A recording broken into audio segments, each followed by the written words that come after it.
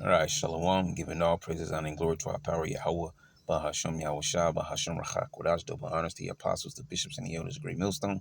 Peace and blessings to the hopeful elect of the tabernacles of David, scattered throughout the four corners of the earth. Whomever you may be, wherever you may be, Shalom, Yeshua, Shalom, baby.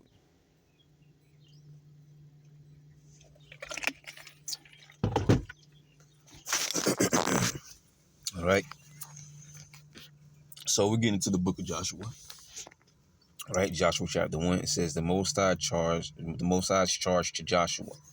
All right, so it says, now after the death of Moses, which we just read, okay, after the death of Moses, the servant of Yahweh, it came to pass that Yahweh spake unto Joshua, the son of Nun, Moses' minister, all right, saying, all right, minister being a servant, right?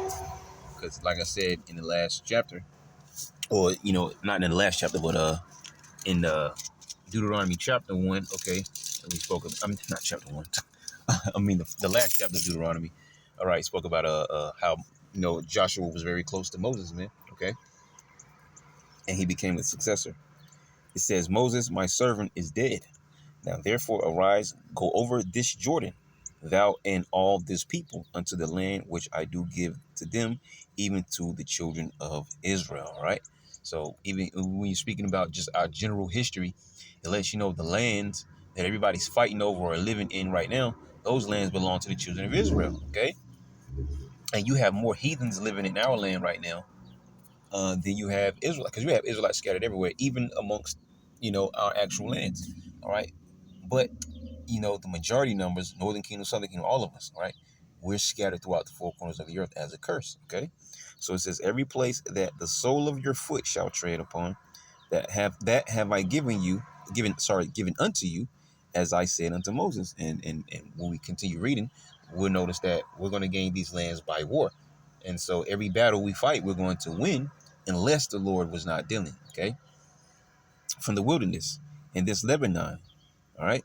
It says, even unto the great river, the river Euphrates. So it was actually giving you a general idea, but it's going from west to east, because Lebanon is on the coast of the Mediterranean.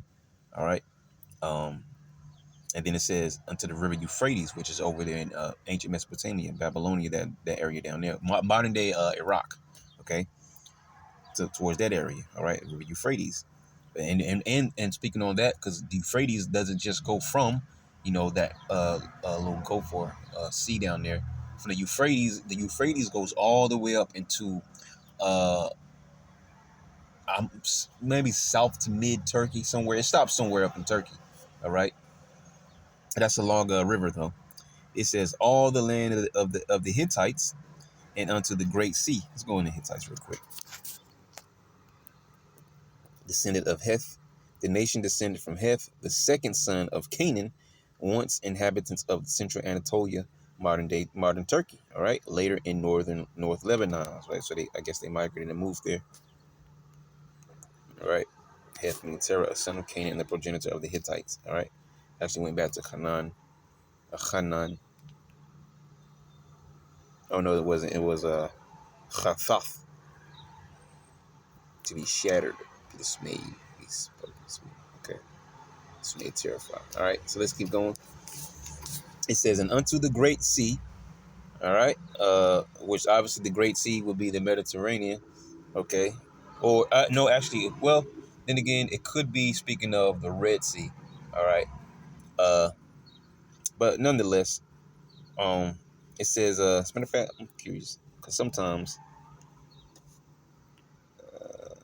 okay, yep, see, Mediterranean, right, from the wilderness of Arabia in the south, and from in this Lebanon in the north, even as far as the great river, the river Euphrates in the east, all the land of the Hittites, Canaan, and as far as the great Mediterranean Sea. Yeah, because that's right. Because I just thought about it, because it mentions the Great Sea. When you go into breaking down Daniel chapter 7, all right, it mentions the Great Sea. So we know that Great Sea, more 9 times out of 10, that Great Sea is referring to the Mediterranean, because it's used multiple times in that manner, right? The Great Sea. I was just thinking about the whole kind of map there. All right, so yeah, yep, we're right on point with that one. As far as the great Mediterranean Sea toward the west shall be your territory. All right, which is also going back to mention of Lebanon, because Lebanon lies on the coast of the Mediterranean anyways. All right, No man will be able to stand before you to oppose you as long as you live. Just as I was present with Moses, so will I be with you. I would not fail you or abandon you. All right. And that's a strong promise right there. Okay. From the Heavenly Father. Check this out. Be strong and confident and courageous, for you will give this people as an inheritance the land which I swore to their fathers, the ancestors, to give them. All right. Um, Only be strong and very courageous. Be careful to do everything in accordance with the entire law which Moses my servant commanded you. Do not turn from it to the right or to the left, so that you may prosper and be successful wherever you go. Let's go back to the KJV because I almost kept reading there. So it says, there shall not any man be able to stand before thee all the days of thy life. As meaning what? In war, right? As I was with Moses, so I will be with thee. I will not fail thee nor forsake thee. Be strong and of good courage, for unto this people, meaning the Israelites, shalt thou divide for an inheritance the land. All right, not to everybody else and us, to us alone. All right, but we just spoke about it. The reason why we're not there, all right, is because of the captivity and the curses and so on and so forth. So that was meant to be, which I swear to their fathers to give them. All right, going back to that promise with Abraham. All right. Genesis, the 15th chapter. Because all the history leads into everything we're reading now, all right? Genesis, the 15th chapter, Abraham had the dream or vision, however you want to put it, all right? Dream. Okay, that his descendants would go into a captivity under a great nation, and then they will come out from that captivity with great substance. And when you continue reading on to which we don't need to know, not know it, but need to go into it because we know, but just for explanation's sake, when you continue reading through the accounts, mainly the book of Exodus, you find out that, well, those people were talking about the children of Israel that were going to this great captivity on that great nation, which was the Egyptians. And when we came out, which is also in the books of Exodus, is written there that we came out with great substance, right? We spoiled the Egyptians, as it says, all right, roughly paraphrasing, okay, as the scripture has said, okay. So we know it's talking about the children of Israel, all right. So the promise went back to Abraham, all right, which continues down now to the people, the Israelites, okay. And even when you're dealing all the way back to Adam, he lived amongst that general area right there, where Jerusalem was, okay. But let's keep going. So it says, this people shalt thou divide for an inheritance the land which I swear unto their fathers to give them. Only be thou strong and very courageous, that thou mayest observe to do according to all the law which Moses my servant commanded thee. Turn not from it to the right hand or to the left, that thou mayest prosper whithersoever thou goest. This book of the law shall not depart out of thy mouth. Right? Meaning, hey, don't forget it. Don't, whatever. Don't go to the right. Hey, Deuteronomy 4. We always bring that one up. All right, where it says, "Teach them to thy sons and thy sons' sons." All right, because this is your wisdom in the sight of the nations. It says, "But thou shalt meditate therein day and night." You see, and it speaks about that. All right, you having dinner. You're supposed to be teaching your sons about this history, that history. And he talks about, hey, when your son asks about what's the purpose of the Passover, break it down to him, and all these different things. All right, teach him about the Lord, teach him about our ways, and that which our ways are the ways of the Lord that He gave to us. But you get the point, okay?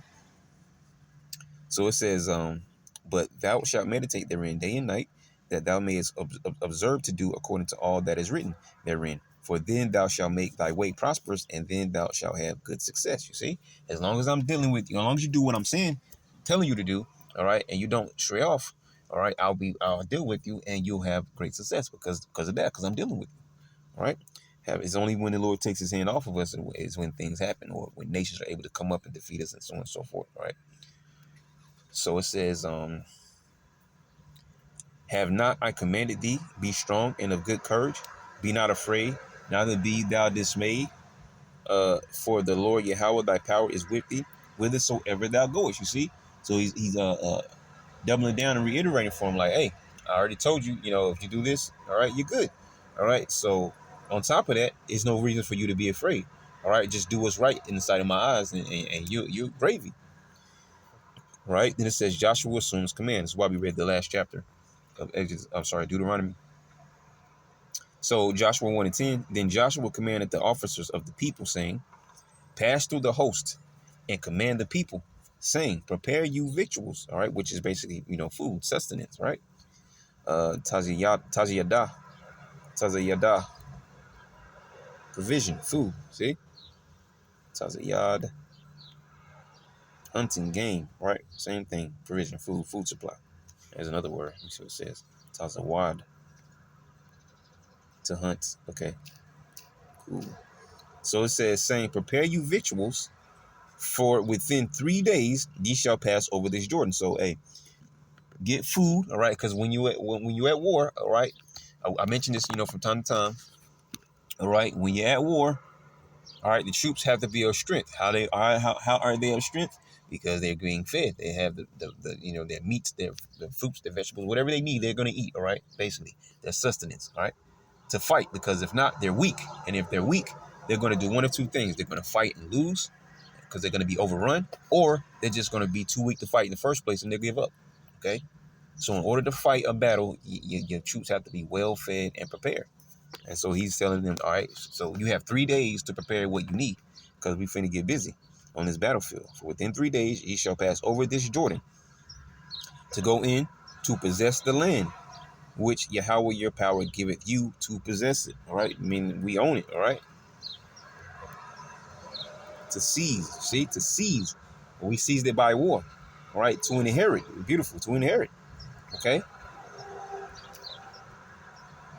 it says, and to the Reubenites, and to the Gadites, and to half the tribe of Manasseh, spake Joshua, saying, remember the word which Moses, the servant of Yahweh, commanded you, saying, Yahweh your power hath given you rest, and hath given you this land. All right, and those tribes were some of those very skilled warriors. All right, amongst those tribes he just named. It says, your wives, your little ones, and your cattle shall remain in the land which Moses gave you on this side Jordan. But you shall pass before your brethren armed, all the mighty men of valor, and help them. All right, which was wise counseling, because if we're just going into battle, the last thing you want to do is bring the women and the children and the elderly with you. All right, no, conquer the land first, and then you can move them in and settle them down. All right. So where we are now, they're gonna chill out, and we're gonna go and take this land. All right, and then we can bring them in, and then we'll continue doing as we go throughout all the lands. And that's exactly what they did. All right. And none of them rested until all the lands were taken. Let's keep going. Your wives, your little ones, and your cattle shall remain in the land which Moses gave you on this side Jordan, but ye shall pass before your brethren armed, all the mighty men of valor, and help them. Excuse me. Let's get the word valor. Just curious. Chayal. I've seen that word before. Strength, might, efficiency, wealth, army, beautiful army. All right, ability, force, army. All right. There's another word. Chawal. See what it says. Twist to world is right. I don't know if we much need that one though. So yeah, valor. All right, chayal. Okay. It says unto Yahweh, until Yahweh have given your brethren rest, as he hath given you. There it is, right there. What we just mentioned. See, go over arm all the mighty men of valor and help them until Yahweh have given your brethren rest, as he hath given you, and they also have possessed the land which Yahweh your power giveth them. See, that was commitment to arms right there. Then ye shall return unto the land of your possession and enjoy it. All right, you see? So that's a great commitment, man. Okay. Uh it says, and enjoy it, which Moses, Yahweh's servant, gave you on this side Jordan toward the sun rising. And they answered Joshua, saying, all that thou commandest us we will do, and whithersoever thou sendest us we will go. Which is, man, just a beautiful mindset of a troop, all right? For these particular men to say, hey, let's get it. All right. No questions, no worries, no second thought. Hey, let's get it. Let's do this thing. According to as we at the bottom of the chapter already. I mean, man, I didn't expect to get, man. So it says, and they answered Joshua, saying, all that thou commandest we will do, and whithersoever thou sendest us we will go. According as we hearken unto Moses in all things, so will we hearken unto thee. Only Yahweh thy power be with thee, as he was with Moses. See, hey, if the Lord's with you, hey, we with you, yo. Because if the Lord's dealing with you like he was dealing with Moses, we ain't got nothing to worry about. Hey, we with you.